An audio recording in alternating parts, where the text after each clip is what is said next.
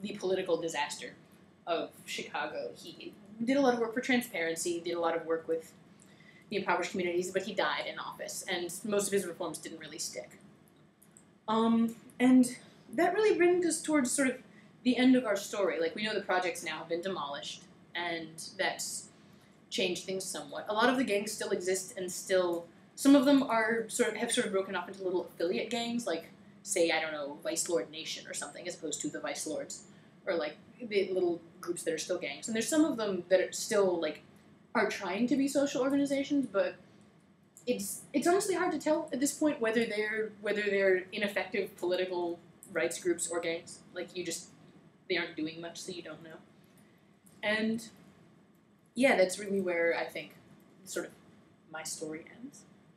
In the 80s, with sort of the underground community, we have sort of the way we have things now, basically, where people are still living in sort of ghetto-like areas. There are still gangs. The gangs are very actually worked into the communities in a lot of ways. Like, there's another book I would recommend to anyone who's interested in the more modern angle by Venkatesh called Off the Books, Sudhir Venkatesh.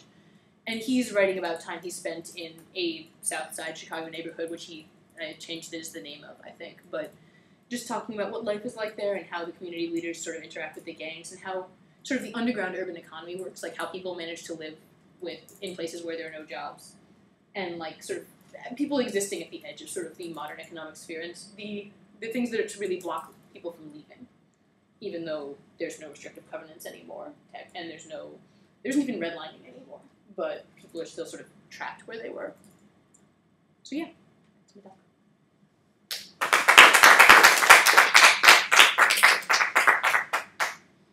What do you think of Venkatesh's new book, Gang for a Day? Where did you get a chance to?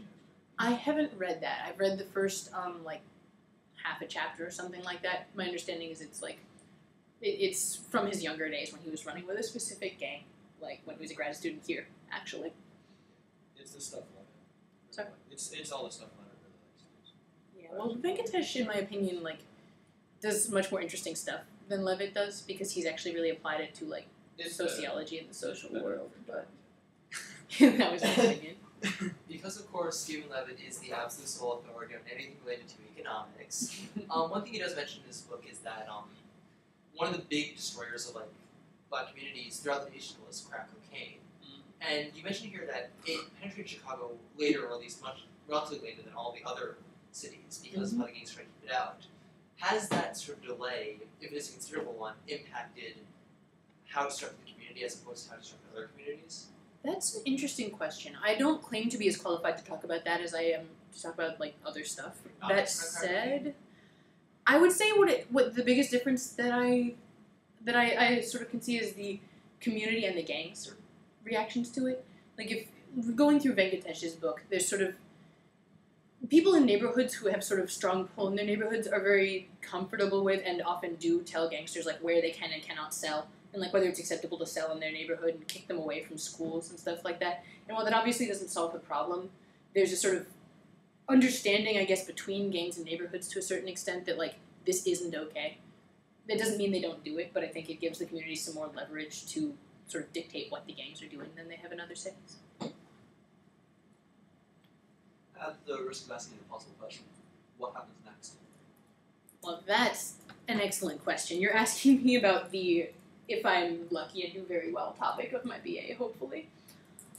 I really don't know. I mean, it's clear that a new model of civil rights movements and of protest movements is necessary. The older model sort of I guess, like, King-esque nonviolent protest movements sort of ran into what they ran into with Daley sort of the world over. It's an idea that I'm, again, going to hopefully be putting forth in my BA if everything works out, this sort of flexible resistance where instead of, Daley beating you with water hoses and dogs, he sort of manages to cast the debate. He says, okay, maybe, but what are you going to do? He sort of puts the burden of work on the other person and makes sure to frame it as the other person is a troublemaker, they've been given enough, like they've already been given many concessions and they're just not, shutting up and being grateful. And that, it's not really solvable and that, it's not your fault and you didn't do anything. That's really sort of the phenomenon against which nonviolent protests really broke. And then the more violent movements, like the Black Panthers, are just not tenable for wider society. Like, most people, admittedly part of this is media campaign and sort of the way it was cast, but like most people don't think well of the Black Panthers because no matter how much it's understandable after years of police brutality and, violence and awfulness, people flinch away from visions of people, carrying shotguns over their shoulders and saying they're going to blow the police away and calling them pigs. No matter how badly they've been treated, that's not going to gain mainstream acceptance.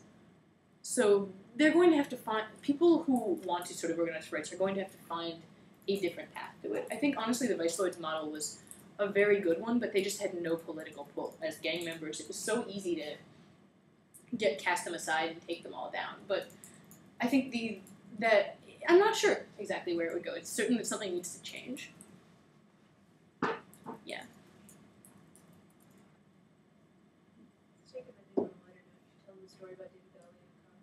I should tell them the story about David Dolly in the car. This is an awesome story. Dolly, as I said, he went down into Vice Lord territory a lot at night alone with them. He got to be very close to them. They basically made him a Vice Lord. And, nobody would ever bother him because he was with them and everyone knew that. But he had a bunch of, business leaders and other, white affluent people down on the west side for one of the grant meetings to get things together. And it began to get dark, and it began to get late. He noticed that all of the business people were uncomfortably shifting and looking at their watch and looking out the window and getting really nervous as it got dark. And so he decided to sort of play a prank on them. And when they got out, a bunch of Vice Lords were sitting on his car, on the top and on the hood and stuff.